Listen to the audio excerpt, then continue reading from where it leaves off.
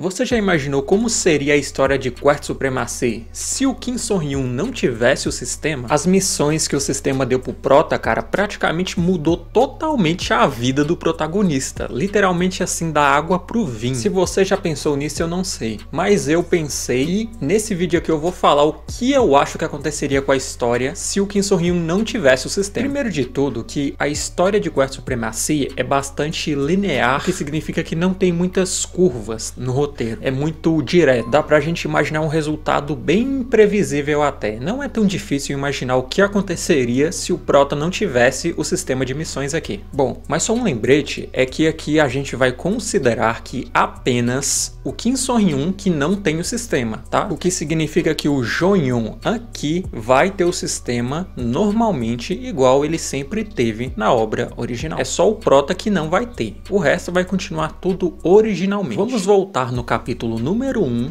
e vamos partir dali aonde o Kim Soo-hyun simplesmente não ganhou o sistema. Bom, eu acho que a primeira coisa, que na verdade é até bem previsível, que eu tenho certeza que muitos de vocês esperam por isso, é que o Kim Soo-hyun simplesmente nem chegaria a ser o protagonista de Quartz Supremacy sem o sistema. O Kim Soo-hyun, ele naturalmente vindo dele mesmo, ele não é um gangster, ele não é um líder nato, ele não é tipo assim, ele não é um cara assim que tá na liderança. Ele simplesmente foi forçado a ser o líder da Gangue Books do Oeste por causa do sistema, porque ele não queria perder as recompensas que o sistema estava dando para ele. Tanto que quando o sistema dava para ele alguma missão de participar da reunião da Gangue Book ou de enfrentar algum oponente, o Kim Soo-hyun fazia isso chorando. Ele aceitava fazer, mas escorrendo lágrima do olho. O Kim Soo-hyun, no início, ele só queria usar o sistema para benefício próprio. Ele queria pegar as recompensas de melhorar o corpo, de melhorar a visão, ficar mais alto, né? Porque antes ele era baixinho, agora o maluco tá com 1,78 m, quase 1,80 m. Tudo isso graças ao sistema, então ele só tava fazendo isso a benefício dele mesmo. E se o sistema não existisse e ele não tivesse esse estímulo, esse incentivo para realmente ir pra frente e encarar o lobo, ele nem chegaria a ser o Prota, cara. Qual seria o estímulo do Kim Soo-hyun sem o sistema para ser o Prota de Quartz Supremacy? Não existe. Eu não consigo pensar em um. O que significa que sem o sistema, o Kim Soo-hyun nem mesmo chegaria a participar da disputa de unificação das Gangue Books. Ele nem seria líder, cara. Ele ficaria ali do mesmo jeito que ele sempre ficou.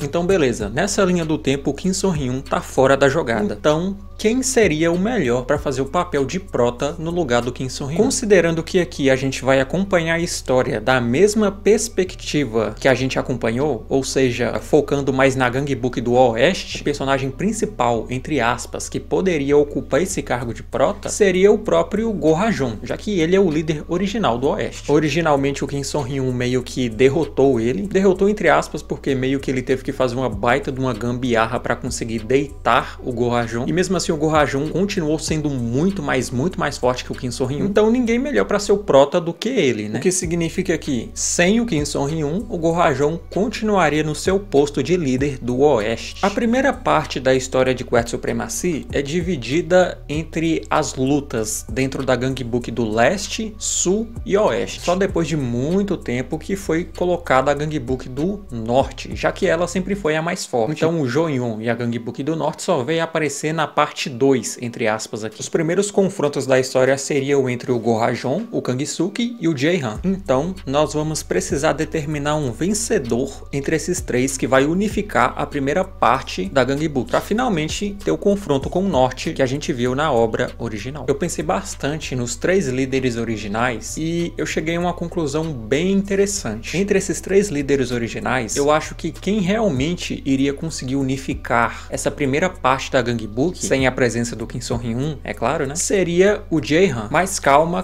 que eu vou explicar pra você o porquê o Jae-han seria o vencedor. Mais ou menos ali no início da história de Quartz Supremacy, todos os três líderes originais, eles tinham uma força muito nivelada entre eles. Não é à toa que o poder estava muito bem distribuído ali. No início da história, todos eles tinham uma força padrão nivelada no nível S ou S+, o que significa que os status deles eram muito semelhantes. Por que eu então acredito que o Jae-han seria o vencedor dessa primeira unificação da Gangbook. Mesmo que os status dos três sejam muito parecidos em questões físicas, né, força, velocidade e resistência na época, existiam algumas pequenas diferenças tanto de mentalidade quanto no próprio status mesmo. Entre os três clãs, o Jaehan, ele era o único que tinha tanto força quanto estratégia na obra. Em Quest Supremacy é muito comum a gente acompanhar personagens que têm muito uma coisa e tem falta de outras. Por exemplo, se um personagem ele é muito forte, a inteligência dele é baixa. Se ele é muito inteligente, a força dele é pequena. É como se fosse uma forma do autor de nivelar o jogo para não ter nenhum personagem muito roubado. Na primeira parte de Quest Supremacy, claramente o Jaehan era a exceção dessa regra. Ele era a exceção dessa condição. Porque o cara tinha tanto atributo físico para disputar de igual para igual com o Kangsuke e o Gorajon, junto de uma inteligência esmagadora. O Kangsuke, entre os três, ele era o que menos pensava em estratégias. O cara era literalmente uma mula. E o Gorajon, mesmo tendo uma capacidade boa para unificar a Gangbook, ele não estava interessado. O Gorajon simplesmente era um cara que queria ficar ali na dele. Ele não queria disputar diretamente com outras escolas. Ele era o cara de boaça, entendeu? O desinteresse do Gorajon e a falta de capacidade do Kangsuke fariam com que o Jaehan fosse a melhor opção para conseguir finalizar a primeira parte de Quest Supremacy, unificando toda a Gangbook. Uai, mas não era o Gorajon que ia ser o protagonista nessa linha do tempo? Bom,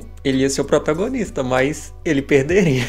Bom, mas é claro que tudo também depende de um roteiro bem feito, né? É claro que com um bom roteiro, daria pra gente justificar uma boa vitória pro Gorajon aqui. Só que pensando de uma forma bem natural, não tem como você pensar em outro cara pra unificar a primeira parte da Gangbook que não seja o Jaehan, cara. O Kangsuke é tão inteligente quanto uma porta. O Gorajon, ele é tão motivado quanto um trabalhador de CLT em escala 6x1. Não tem como você pensar em outro cara pra unificar a Gangbook que não seja o Jaehan, pelo menos pra mim.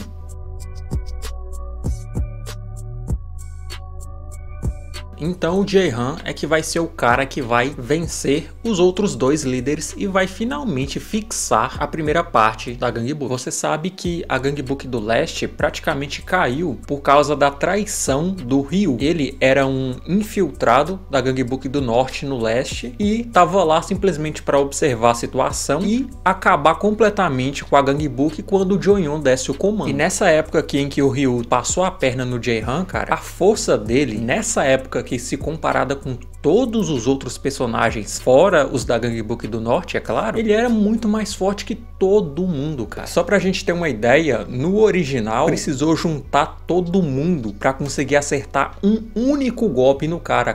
Todo mundo. Kim Son-ryun precisou segurar o cara. Jaehan, uma galera precisou juntar no cara pra conseguir acertar um golpe no cara. E ele nem caiu, tá? Ele só recuou e não finalizou geral e unificou a Gangbook ali toda de uma vez, porque o Joyon impediu ele com uma ligação. Só por isso. O motivo pelo qual o Joyon estava se contendo em lidar com as outras Gangbooks é porque ele estava esperando o desenvolvimento do Kim Son-ryun, porque ele tinha a intenção de absorver os status do Prota. E sem a presença do Kim Son-ryun aqui para justificar, o Ryu simplesmente ia amassar geral. A unificação da Gangbook seria facílima, cara. Vamos lá. Quem, em todas as outras Gangbooks, tanto na primeira parte da história quanto na segunda, quem realmente teve força suficiente para fazer alguma coisa contra a galera do norte? Só o Kim Son-ryun ali que tava dando conta do recado, porque o cara tinha um sistema. Só ele ali que tava firmando tudo. Sem ele não seria uma luta, seria uma surra, na verdade. O Jaehan seria derrotado, Joyon não precisaria nem botar a mão na massa. Eu acho que ninguém ali precisaria botar a mão na massa, e simplesmente a unificação da Gangbook seria feita com a vitória do Joyon.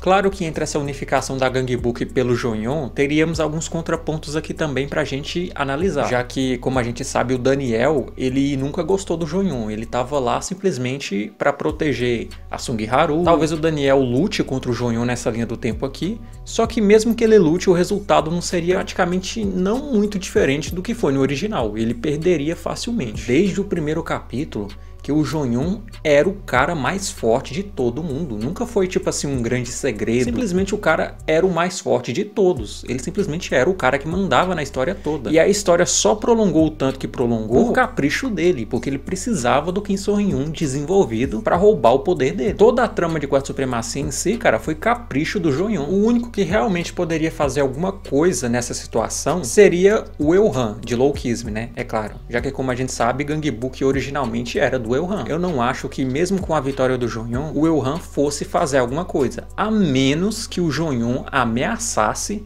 a vida do Elhan. Originalmente, pelo que parece, o Jonyon tem esse plano de derrotar o Elhan. Não sei se é depois de absorver os status do Qin Song Hyun, mas se esse for o caso, talvez o Jonyon ouse enfrentar o Elhan, né, pra fixar de vez a sua posição como líder de Gangbook. Os caras de Quarta Supremacia inteiro podem juntar no Elhan, que não vai fazer nada, o cara simplesmente é um absurdo. Então, terminaria de duas formas. Ou o Jonyon pegaria a liderança de Gangbook e deixaria o Elhan quietinho na dele, ou então ele ousaria cutucar a onça com vara curta, e aí a gente já sabe o resultado.